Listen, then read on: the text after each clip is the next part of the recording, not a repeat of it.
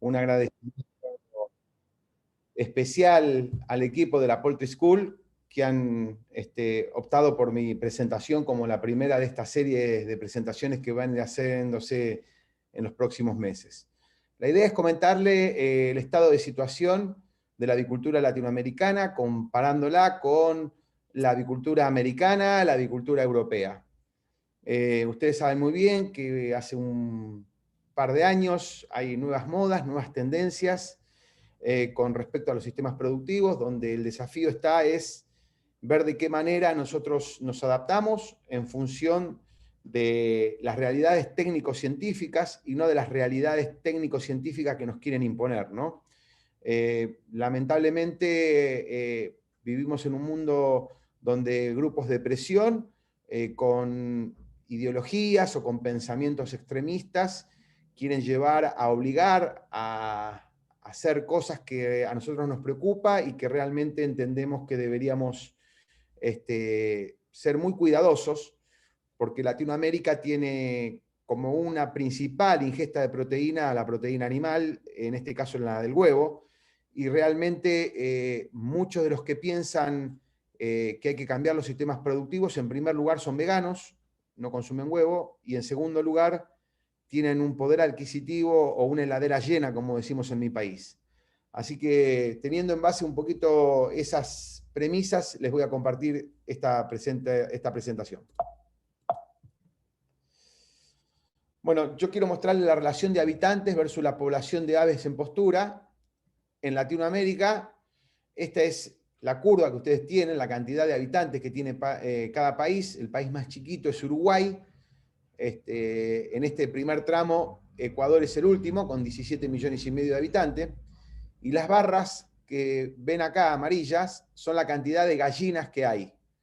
Como verán, la mayoría de estos países tienen menos gallinas por habitante. En cambio, en el segundo gráfico, ustedes van a ver, estos son los otros países, arrancamos con Guatemala y terminamos con Brasil, que es el país más populoso, más poblado de Latinoamérica, y estamos teniendo, para que ustedes vean, de 16.800.000 habitantes a 211 millones. Estamos hablando de aproximadamente unas 7 veces más. Perdón, 7 no, 13 veces más. Entonces, fíjense, ¿no?, la variación que hay. Y esta es la cantidad de gallinas que tienen estos países. Y quiero hacer especial énfasis en Argentina, Colombia y México, que son los 3 países que tienen más gallinas que habitantes.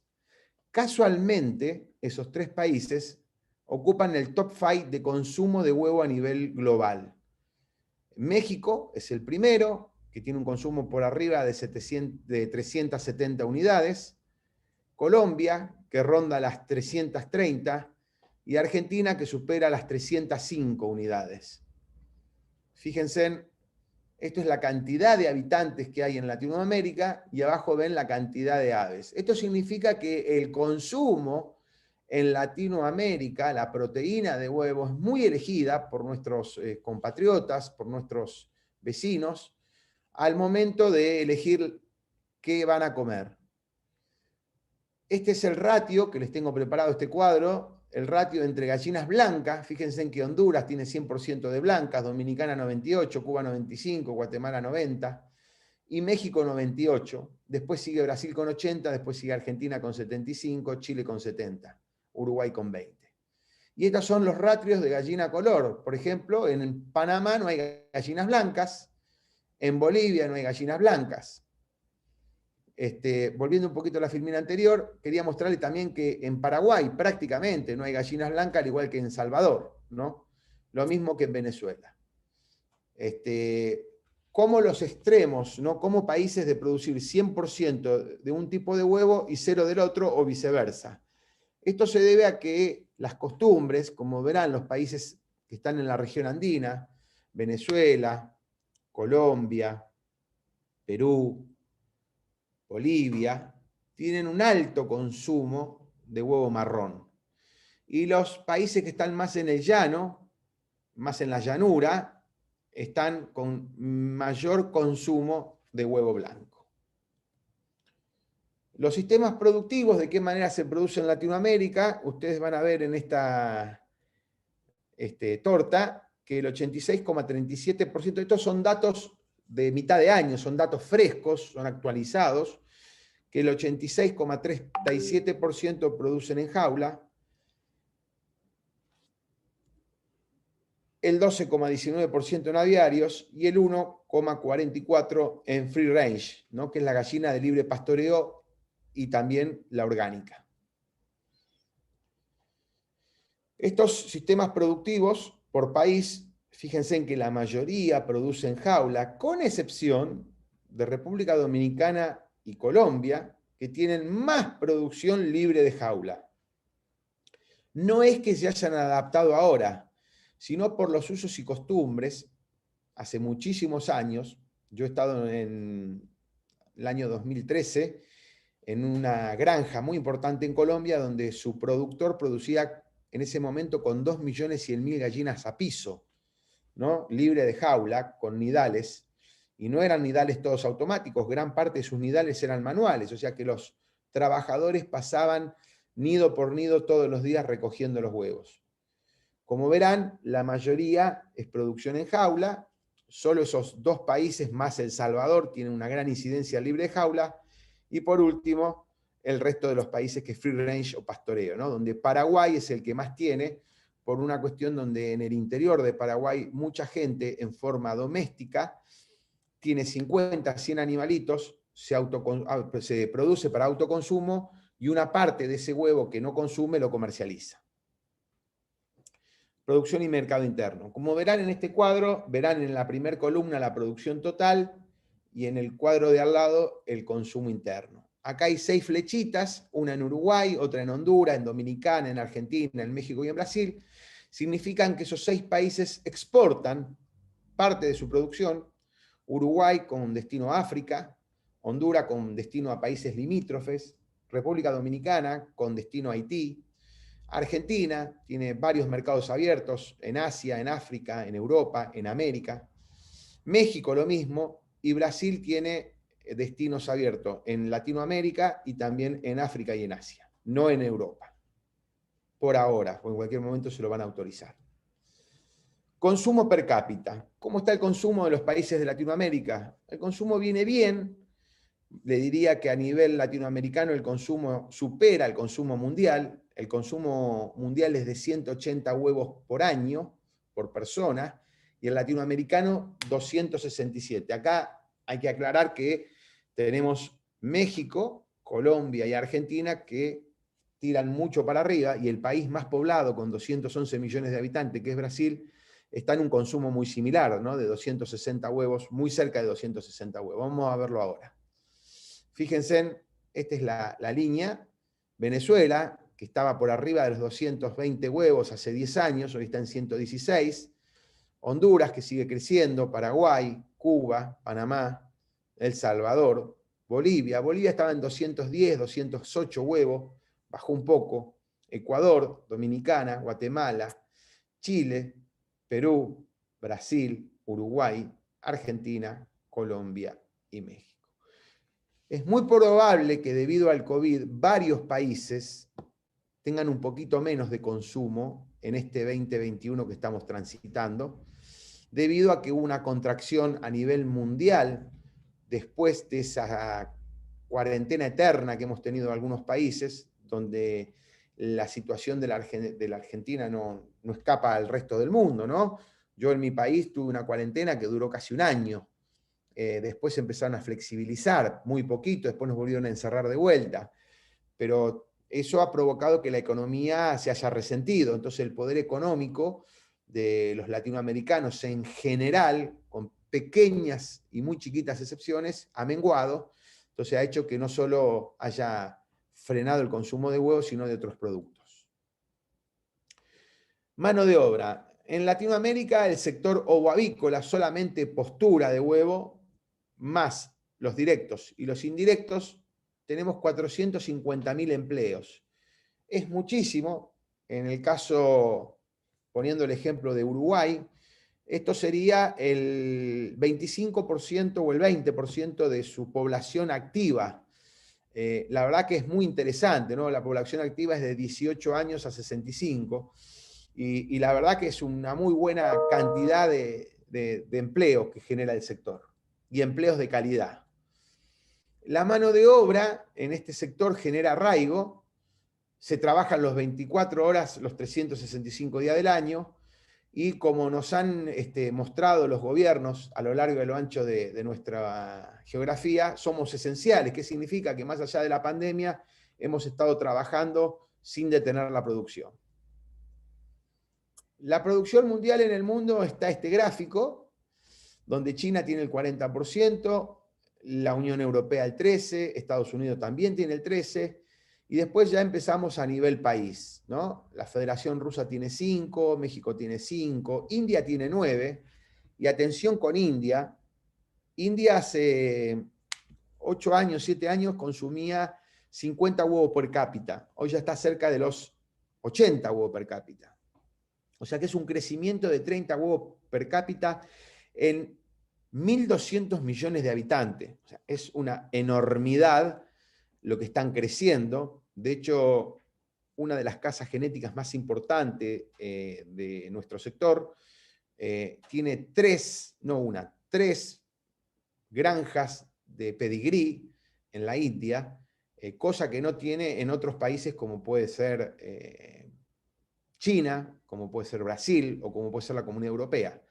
En India tiene 3. O sea, evidentemente el mercado indio va a ser el mercado a seguir muy atentamente, porque los indios, como ustedes sabrán, no consumen carnes, o sea, consumen carne, pero no consumen carne de vaca y carne de cerdo.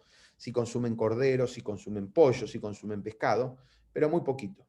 Pero sí están comiendo mucho huevo. Y además, se ha hecho muy usual ver en la calle a los carritos donde se hacen las comidas típicas indias, que a todo le ponen 2 huevos. Así que mucha atención de cara a futuro en el mercado indio. La producción global de los sistemas productivos es 86.7, muy parecida a lo que producimos acá, en realidad un poquito más. Nosotros estamos en alrededor de 87, esto es casi 88, perdón, esto es casi 90. Los libres de jaula 7,8 y los free range y orgánicos 2,5. Bueno, ¿cómo se relaciona el sector? Vamos a ir metiéndonos para ir contándole qué es lo que hace el sector, con quién se relaciona, ¿no? Con quién se vincula. Este es un sector, aunque les parezca mentira, muy dinámico. O sea, la avicultura es el centro. Tenemos relación con la agricultura, porque nos provee granos, con la celulosa, nos provee envases, con la química, productos químicos, con la farmacéutica, todo tipo de vacunas, probióticos, con la petrolera, combustible, con la automotriz, nuestros carros, nuestras camionetas, nuestros camiones, con la plástica nos proveen envases, films, con la maderera nos proveen cualquier cantidad de madera para los pallets, nos proveen también los chips para las gallinas que están a piso y para que tengan la cama, con la gráfica, todo lo que es la parte de etiquetado, todo lo que es la parte de rotulado, con la indumentaria, que le proveemos a nuestros trabajadores la indumentaria, con la frigorífica, que muchos países refrigeran el huevo, entonces tienen relación con la industria frigorífica. También nos relaciona con la industria frigorífica cuando vendemos el ave que termina su ciclo productivo y va a la industria frigorífica. Con la electromecánica, todo lo que son las clasificadoras, una vinculación fuerte con la electromecánica, los galpones inteligentes, los motores, todo lo que es la parte de los ventiladores, la nueva tecnología que tienen algunas casas que se llaman Blue Fan, por ejemplo, todo lo que es la parte de los comederos automáticos. Con la electrónica, contadores de huevos, tableros, iluminación, etc. Y por último, con la metalurgia, ¿no? Todo lo que es la parte de galpones, estructuras, etcétera, etcétera. Fíjense, haciendo un pequeño repaso, la cantidad de relación que tiene el sector, en este caso tenemos 14 o 15, que es muy importante.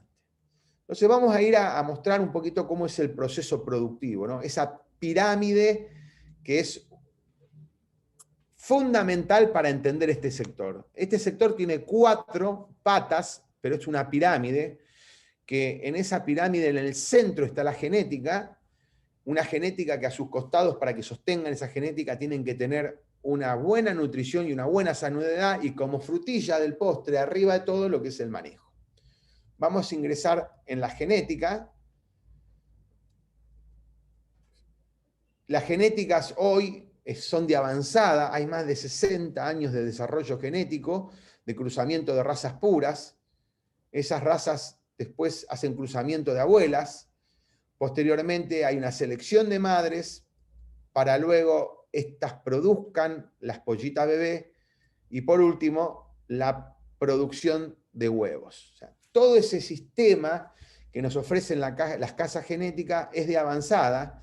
Entonces tenemos que, por ejemplo, cuando hablamos de madres que nos dan pollitas bebé, nosotros podemos multiplicar la cantidad de una madre con distintos gallos que pueda tener una postura una vez por semana. Nosotros podemos tener 52 multiplicaciones, o sea, nos permite saber en un año 52 variedades de pollita bebé, por decirlo de una manera gráfica. En cambio, en otros sectores, como por ejemplo el cerdo, eso lo puedes hacer con suerte 3 veces al año, y con los bovinos 1 vez al año. Entonces, ustedes fíjense en lo dinámico que es el desarrollo genético en la avicultura. Una vez que terminamos la producción de huevos, es el fin de ciclo. Acá es importante en genética cuáles son los, digamos, los pasos más importantes. ¿Qué es lo que buscan? Buscan la tecnología de sexado precoz, la adaptación de las razas a diferentes medio ambiente, la mejor respuesta inmune a enfermedades, mayor cantidad de huevos por ciclo productivo, más huevo y más masa de huevo por ave alojada, y más rusticidad en el manejo. Esos son un poco los desafíos que hoy tienen las casas genéticas, siempre cuidando al animal, siempre pensando en que si no hay bienestar animal no hay productividad. Es el primer factor que nosotros ponemos arriba de la mesa. Si el animal está cuidado, si el animal tiene agua, tiene comida, tiene espacio, tiene buena climatización, ese animal va a ser productivo. Si le doy la mejor ración y le doy los mejores cuidados, va a ser mucho más productivo.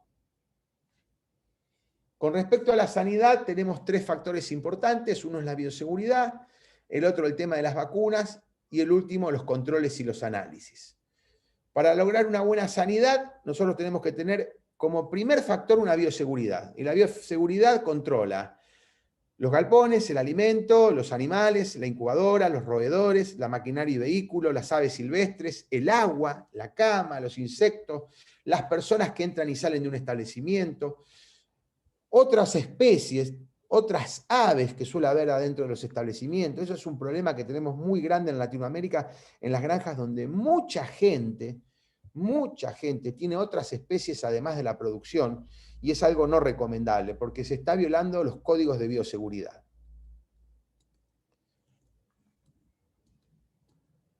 Las vacunas, empezamos con el desarrollo de la vacuna de Marek, fue el primer puntapié, y empezamos a conocer las vacunas de protectotipo, las vacunas recombinantes, las vacunas vectorizadas, las vacunas inactivadas, la vacunación in ovo, la forma de administración. Hay vacunas que hoy se dan en el agua, hoy se dan con una máquina en forma de vapor y el animal lo respira y se autovacuna.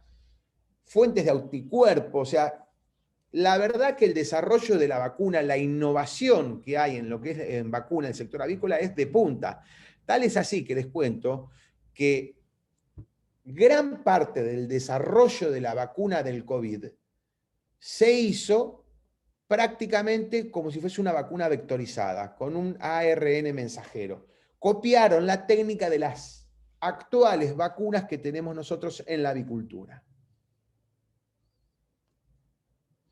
Los controles. Bueno, los controles hay de 2 tipos fundamentales. Tenemos dentro del predio y fuera del predio, pero adentro del predio, lo que es el galpón, el equipamiento, el agua, la sangre del animal, se le hacen los sangrados, el guano, que también se controla fuera del predio, el polvillo dentro del predio, y los huevos, que también se controlan dentro y fuera del predio, ¿no? Esos 2 tipos de controles son los que realmente hacemos en forma constante.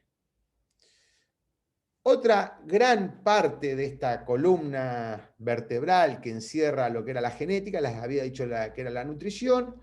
La nutrición, nosotros hacemos auditorías de proveedores, control de materias primas, control de la edad y peso para determinar una dieta equilibrada en función de esa edad y peso, utilización de productos aprobados, aditivos específicos naturales, buscamos cuál es el aditivo particular que necesita consumir el animal en ese momento, calibramos las balanzas, evaluamos el mezclado, qué tipo de mezclado, de la misma manera que se evalúa el tipo de molienda, el reparto del alimento, cómo se dosifica el alimento en el comedero, el control de una dieta equilibrada, el control del huevo y del guano, es una vez que lo consumió el animal, ese huevo cómo está producido, ese guano cómo está eyectado del animal, se le hace todo un control.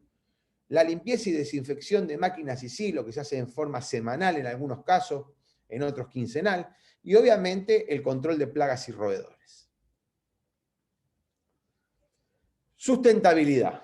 Vamos a hablar, una base de nuestro manejo es ser amigable con el medio ambiente. Entonces, dentro de esa sustentabilidad, nosotros tenemos la huella de carbono, la huella de agua, el manejo del guano, el uso de maples y estuches, la composta, las energías renovables y la responsabilidad social empresaria. Dentro de la huella de carbono, aquí tenemos este gráfico, donde dicen que el 14.5%, aquí el que está en este cuadradito, de los gases de efecto invernadero lo produce el sector pecuario. El resto, si se fijarán acá, lo producen la producción de las energías, tanto electricidad como calor, el 21% la industria, las fábricas, y el 16%, como verán, lo produce, a ver que no veo bien, bueno, me falta justo ahí, el 14% el transporte, el 9,5% otras actividades agrícolas. Lo que es la producción pecuaria, netamente lo que son animales, es el 14,5%. Fíjense en que de ese 14,5% los huevos no llegan al 0,5%.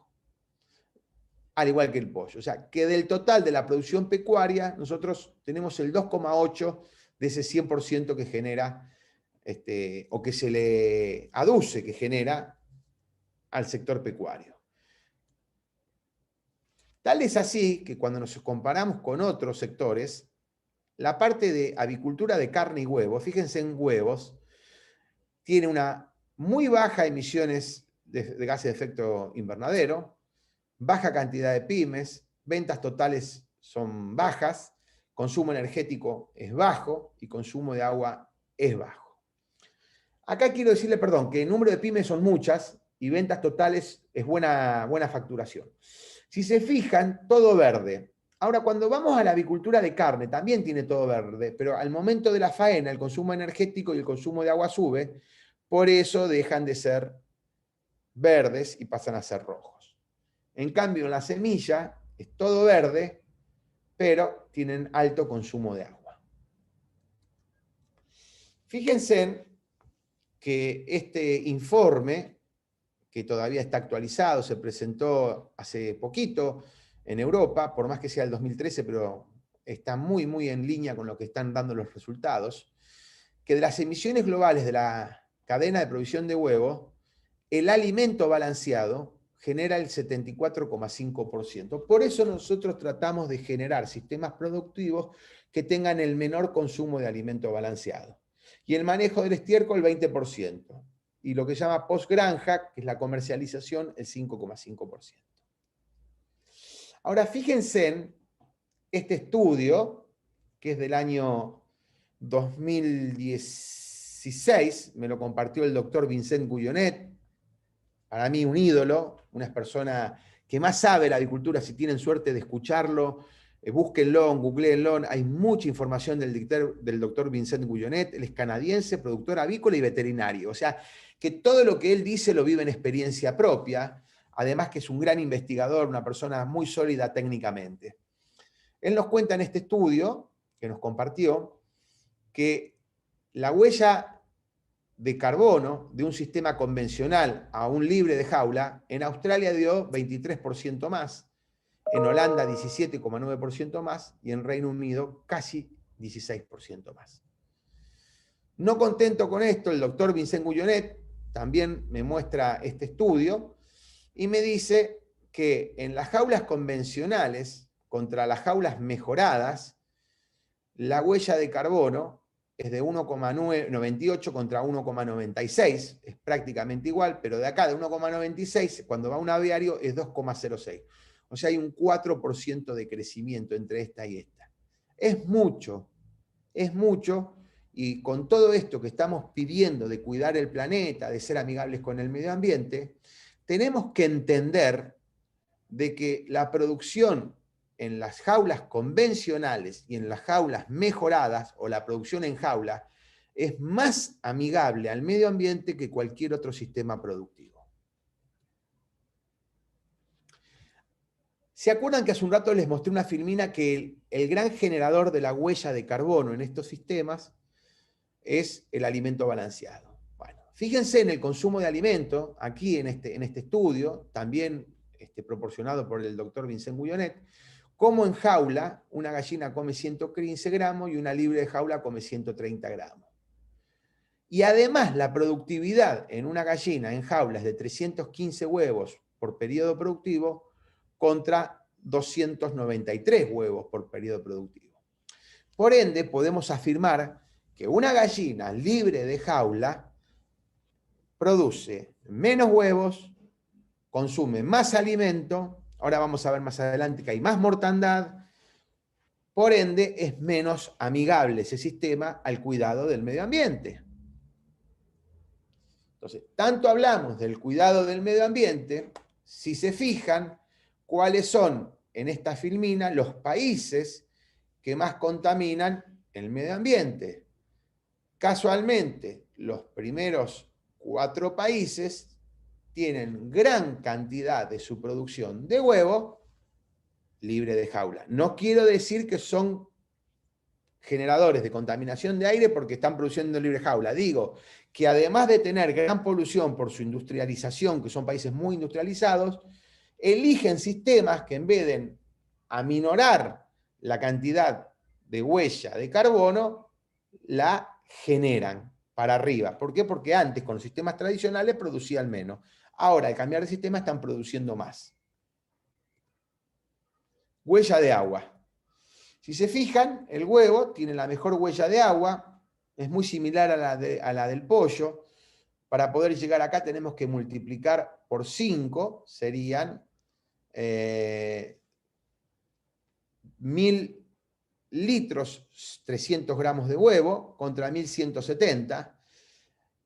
Cuando analizamos a nivel proteína, entendemos que el huevo, tanto al maíz, al trigo, a la leche, al pollo, al cerdo, al arroz y a la carne bovina, al bistec, les gana a todos porque además es la mejor proteína animal después de la leche materna. Eso significa que por gramo de proteína el huevo tiene menor huella hídrica. Somos sustentables porque manejamos el guano. Fíjense en cómo se recolecta, cómo se estabiliza, cómo se almacena. Estos sistemas se usan mucho en todos los países de Latinoamérica. Yo acá tengo un videíto, no sé si se va a escuchar, pero espero que sí. Esto es cómo directamente se aplica en el campo. Esto es en Entre Ríos, en una provincia de Argentina. Fíjense ahora la nube que sale de acá.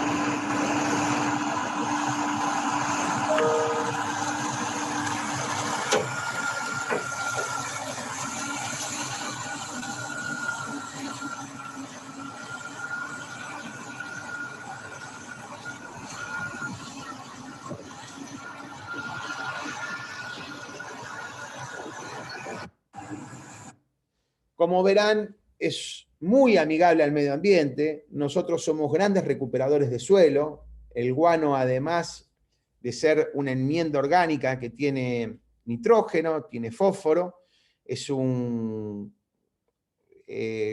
aliado para los problemas que tienen en algunos lugares de desertificación de suelos, porque los suelos se desertifican, porque pierde humedad. El guano ayuda a conservar la humedad y además evita la erosión de los suelos. Está comprobado, reconstituye los suelos. Todo el que pueda y quiera ahondar sobre este tipo de temas, nosotros tenemos muchísima bibliografía, muchísimos estudios en Argentina sobre todo lo que es el manejo de guano. ¿Por qué decimos que es sustentable este sector y amigable al medio ambiente y cuidamos el clima y cuidamos los animales y cuidamos la mesa de nuestros conciudadanos? Porque además reciclamos para hacer maples y los estuches, las cajitas de huevo. Fíjense, esto es papel, esto es cartón, estos son los tanques donde se muele el papel y el cartón y se mezclan con agua y con algunos adhesivos para después poder armar esa pasta, ¿no? Y acá vemos cómo se hacen los estuches. Esta es la máquina que hace los estuches y esta es la máquina que hace los maples. Esto es muy artesanal, ya hay empresas importantes que lo hacen en forma industrial mucho mejor que estas máquinas que les muestro, pero estas máquinas van a ser mucho más familiares en muchos países porque se encuentran en muchos países. Con respecto a la composta, es la disposición final de los cadáveres, son estas celdillas donde el operario pone una capa de paja, pone una capa de cadáveres, una capa de guano, una capa de paja, una capa de cadáveres, una capa de guano, y así sucesivamente, y se termina retirando este extracto que está acá, este sustrato que está acá y este que está acá, se embolsa y se comercializa. También generamos con digestores el biogás. Esto es una filmina de una empresa americana que me permitió usarla. Toda la cama del pollo o el guano de gallina van a digestores. Estos digestores se mezclan después con algunos potenciadores, con bacterias que generan energía. Parte de la energía vuelve al galpón, al sistema, para los ventiladores o para calefacciones, depende del clima que tengamos, y el excedente va a la red. Y después lo que queda, lo sólido que queda acá en el tanque, se retira, se embolsa y se comercializa.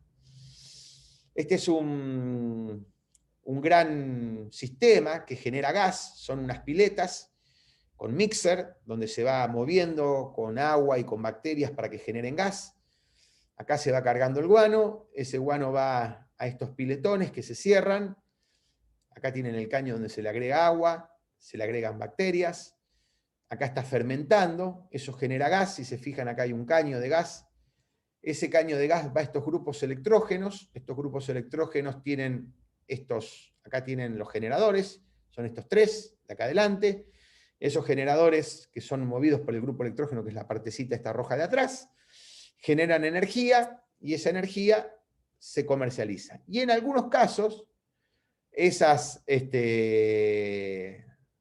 energías se pueden ver en estos camiones que tienen la posibilidad de cargar ese gas o directamente cargan baterías y esas baterías son camiones a batería que ya en Europa se están poniendo de moda. Son camiones eléctricos.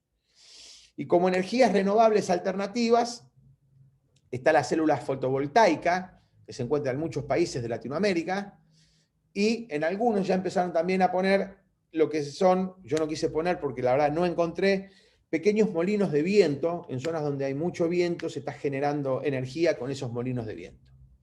Por último, la responsabilidad social empresaria, nuestra casa madre, que es la International Lake Commission, se ha sentido muy referenciado en 7 de estos 17 compromisos de los objetivos del desarrollo sostenible de la ONU, que los 7 son el hambre cero.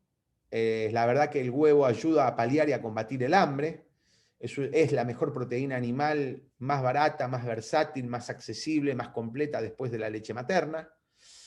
Además da buena salud y el bienestar. Hoy estamos en muchos países con el tema del etiquetado, con el tema de que si tiene grasas, de que si tiene azúcar, de que si tiene sodio, de que si tiene calorías. El huevo con una porción son 75 calorías, es muy amigable, tiene vitaminas B, B12, vitamina D, tiene todas las vitaminas, pero gran fuente de vitamina D y B12. Tiene todas las vitaminas menos la C. O sea que dicen que el desayuno perfecto es un vaso de jugo de naranja recién exprimido con 2 huevos. Es el mejor desayuno que hay. El más sano, el más saludable y el más amigable. La educación de calidad. Nosotros con distintas asociaciones estamos haciendo capacitaciones, como la que hoy estamos haciendo con este compromiso con la Poultry School. Para nosotros la educación tiene que ser un pilar fundamental en nuestra sociedad. El trabajo decente y el crecimiento económico. Nosotros bregamos y defendemos para que nuestra gente tenga un trabajo digno, que se le den todas las capacitaciones, las protecciones, el material, la ropa, que trabaje y que pueda avanzar, que pueda crecer. A nosotros no queremos que nuestros empleados toda su vida vengan a trabajar en una bicicleta y vivan en el mismo lugar. Queremos que prosperen, que salgan adelante. Yo recuerdo empleados que estaban trabajando en muchas granjas que conozco en mi país, que iban a trabajar caminando, después en una bicicleta, después en una moto y hoy iban a trabajar en un auto.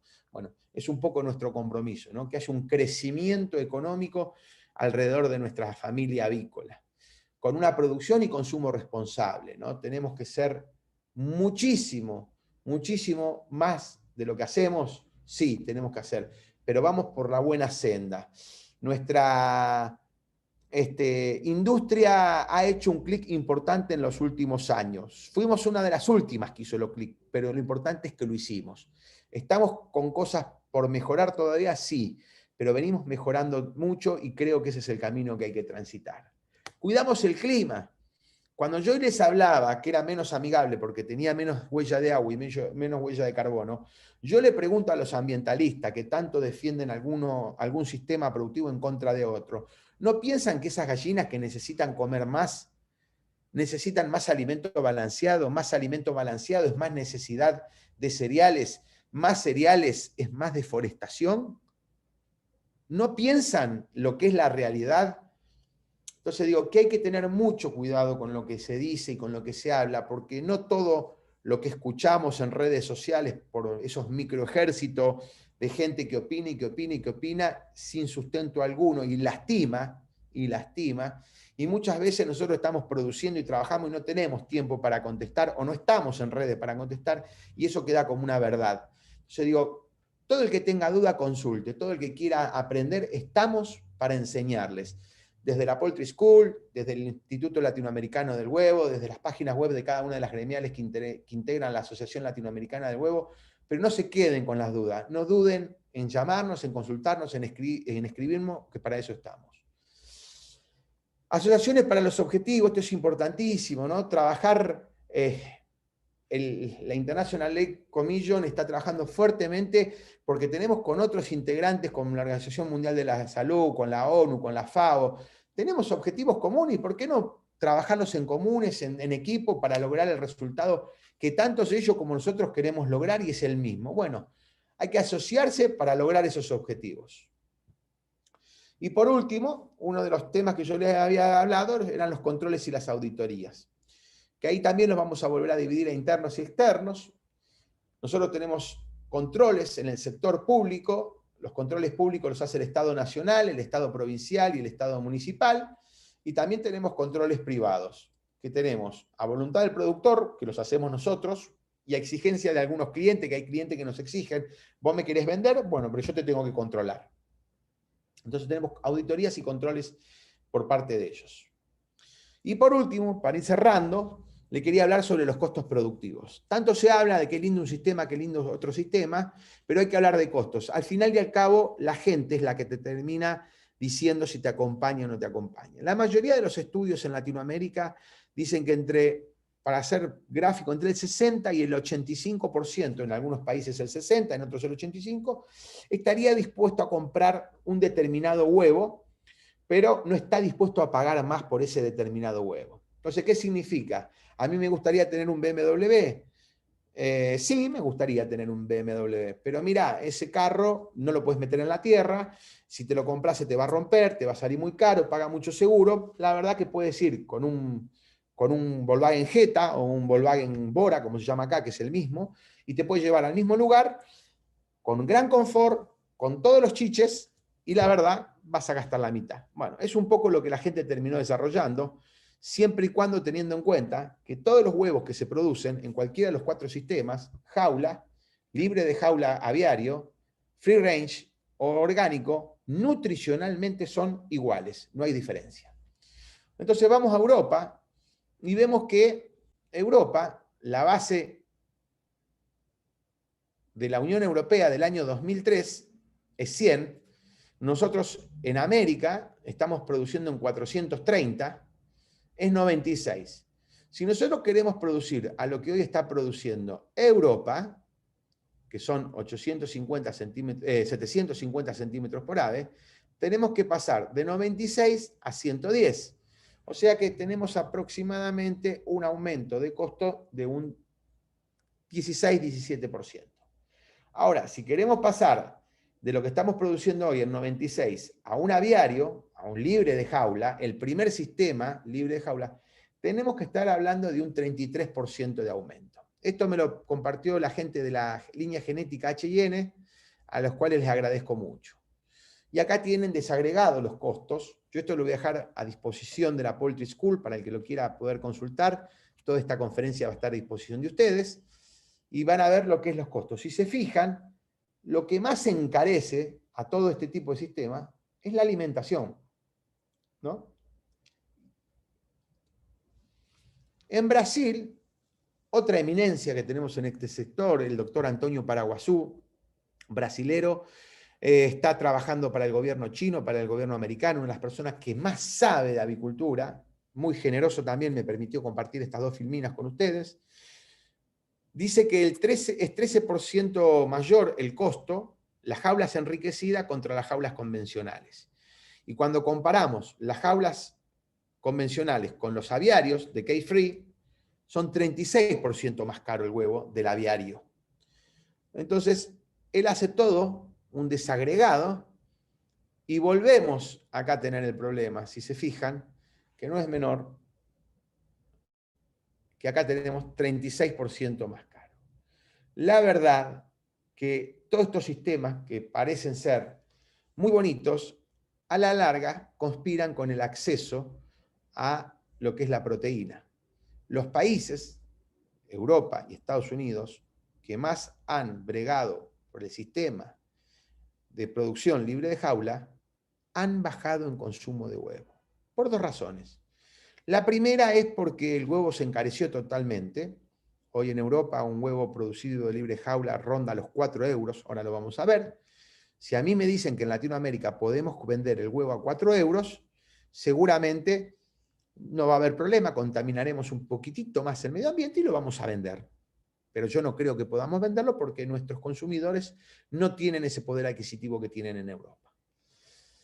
Entonces, fíjense, esto es un trabajo que he hecho para varios países. Argentina, un huevo producido en jaula, 6 huevos valen 74 pesos argentinos, 6 huevos producidos libre de jaula, 128, los pastoriles, 135, y los orgánicos, 250. Lo mismo con lo que pude encontrar en Bolivia, en Brasil, en Chile, fíjense en Chile, 1.729 la docena contra 3.990, 10 huevos. O contra 3.599 también 10 huevos, ¿no? Este es el pastoril y este es el orgánico, y este es el libre de jaula. Fíjense en cómo van subiendo los costos, ¿no? En Colombia, muy interesante la agricultura colombiana, me encanta, saludo a los colombianos, 4.072 pesos colombianos contra, a ver, acá tenemos 15, 7.840, así que saldría alrededor de 6.000, contra la mitad de esto, porque son 24, o sea que hay que buscarle la mitad. Acá lo tenemos por unidad, perdón. 381 la unidad, contra 588 la unidad, contra 800 la unidad, contra 782 la unidad. Fíjense en la diferencia, 381 a 800. Bueno, Ecuador, una economía dolarizada, $1.90, $3.25, $3.72, la media. Esto es la docena, o sea que estamos hablando de alrededor de $7.44.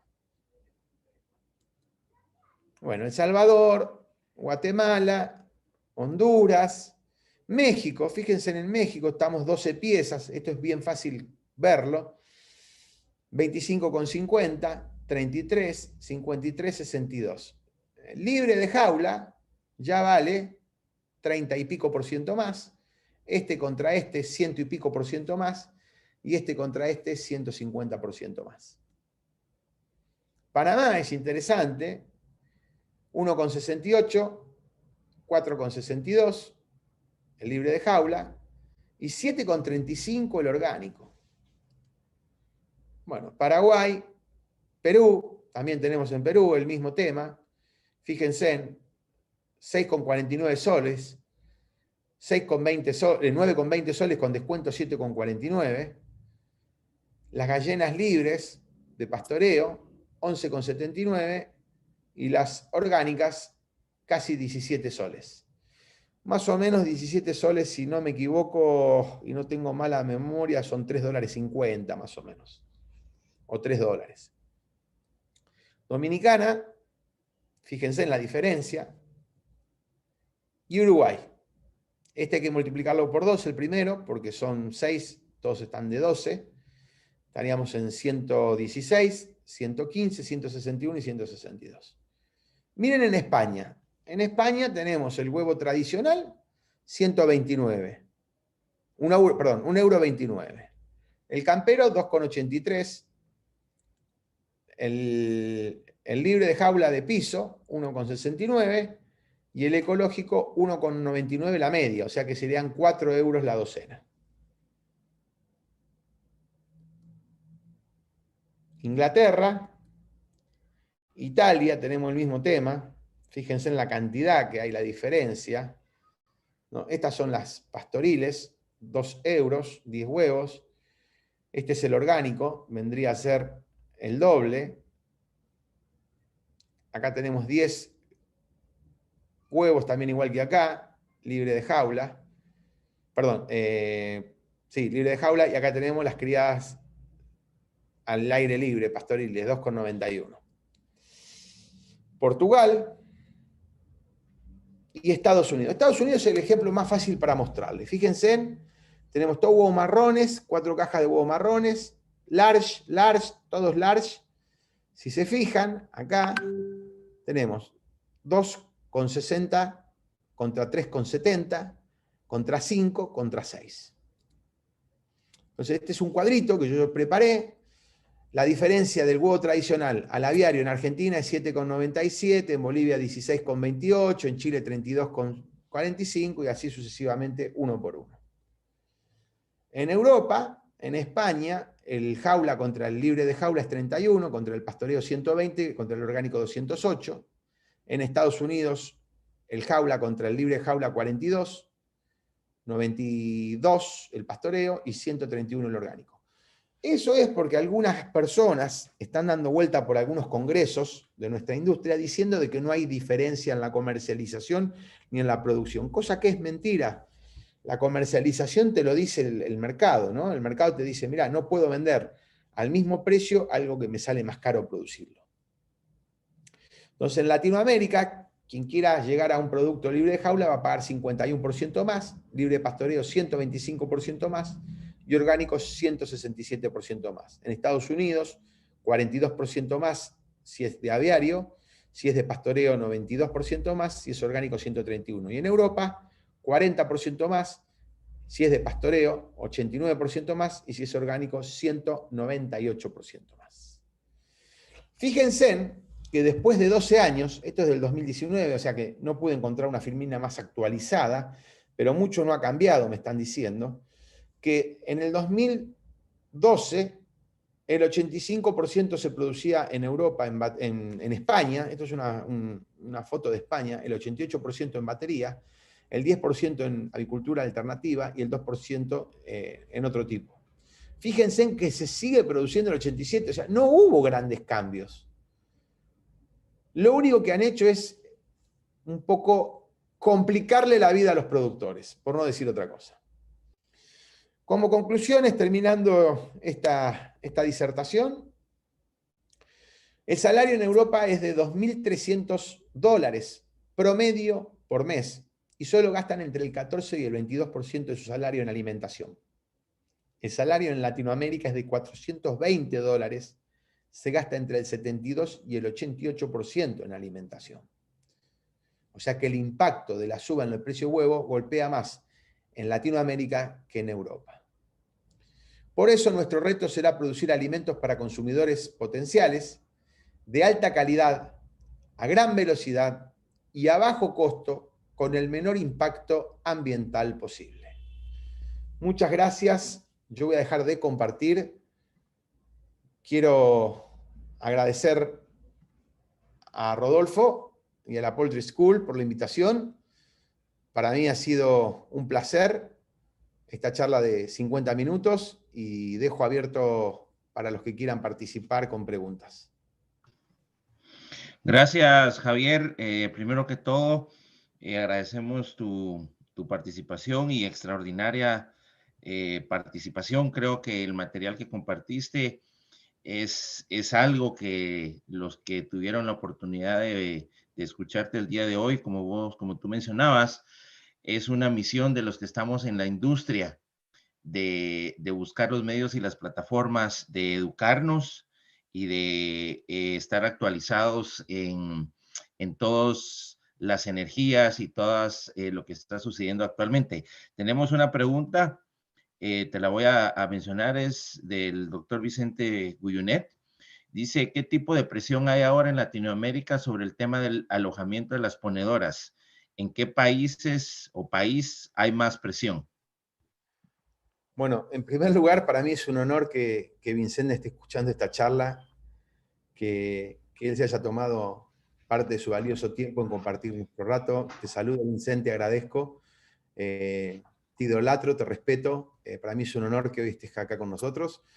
Y yendo a la respuesta que necesitas, es principalmente Chile, Colombia, y hubo un problema en Ecuador, en realidad en el departamento de Quito, en la provincia de Quito, en realidad, o departamento, donde se sacó una resolución que se prohibía la producción de huevos y comercialización de huevo en jaula, cosa que se retrocedió, se fue para atrás. Creo que Colombia está manejando muy bien su tema, su desafío, su presión de estos grupos dentro del Congreso. Creo que está bastante claro que el camino de Colombia para estos grupos de presión va a ser mucho más dificultoso que en Chile. En Chile está un poquito más abierto el final. Realmente la Asociación de Productores de Chile está haciendo un trabajo muy profesional, muy, pero muy importante el trabajo de la Asociación de Chile para poderle demostrarle a las autoridades que la obligatoriedad a conspirar contra el consumidor principalmente y después también contra el productor, y no va a solucionar nada de lo que dicen los ambientalistas que van a solucionar. Principalmente hay una asociación que la delegada de esa asociación es chilena, va a las manifestaciones en un auto importado que vale $110.000, es vegetariana, para que vean el contexto de la persona que es la que está metiendo presión, ¿no? Maneja un ejército muy importante en redes sociales de mucha gente vegana, y no lo está pidiendo el consumidor de huevo esto, lo están pidiendo los veganos para los consumidores de huevo, ¿no? Así que yo creo que al final del camino Chile lo va a poder resolver. Chile lo va a poder resolver. Gracias, Javier. Aquí tenemos otra pregunta. Silvia Carballo tiene dos preguntas. Dice, muchas gracias por la información. Solo como consulta, ¿por qué no aparece información y análisis de Costa Rica? Sí, Silvia, es así. Solo 2 países no respondieron a los requerimientos, fueron Nicaragua y Costa Rica. Después el resto de los países, todos a todos los que les solicité país por país, me han respondido y me han dado su información y ha sido volcada en esta charla. Entendemos que hubo un problema interno en Costa Rica, me enteré hace poquito con una charla que tuve con un delegado de Costa Rica, y para la nueva información que vamos a estar compartiendo para los primeros días de marzo, que se va a ir compilando durante el mes de febrero del año próximo, ya va a estar Costa Rica informando todos sus datos que, como bien decís vos, hoy no los tenemos. Ok, y la otra pregunta que también nos hace Silvia es, ¿qué impacto está teniendo la crisis de contenedores en nuestra industria? Creo que es pregunta de cajón. Sí, bueno, lamentablemente está golpeando, principalmente en el suministro de aprovisionamiento en algunos países que son dependientes de importaciones, de farmacéutica, de metalúrgica, de equipamiento, todo lo que es la chapa laminada, el alambre, todo lo que son comederos, bebederos, sistemas de ventilación, todo lo que es aditivos, no tanto las vacunas, porque las vacunas al ser menos volumen pueden solucionarse vía aérea, pero la industria marítima sí, nos está complicando bastante, bastante. De hecho, en algunos países hay inversiones paradas y en algunos países que necesitan exportar volúmenes de huevo cáscara o de huevo polvo vía contenedor, no lo están pudiendo hacer con la gimnasia que lo venían haciendo por esto, ¿no? Porque no hay contenedores. Ok, ya no tenemos más preguntas por el momento. Estamos a 3 minutos cabal del tiempo que teníamos establecidos. No me queda más que agradecerte, Javier, por la voluntad y por el espíritu que tenés en la industria. Tu pasión y tu dedicación es algo aplaudible, y ojalá pudiéramos tener más perfiles como el tuyo para seguir impulsando nuestra industria.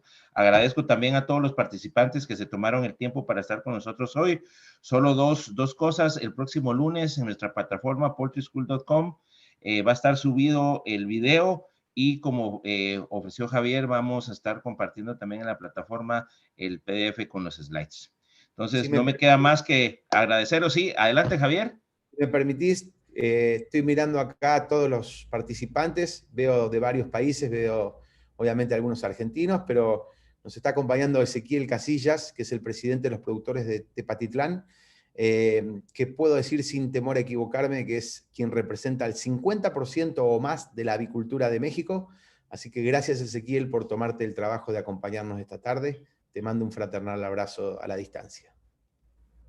Bueno, sin más, muchas gracias a todos, que tengan una feliz tarde y sigamos apoyando esta apasionante industria. Gracias. Un fuerte abrazo, que la pasen bien. Bye.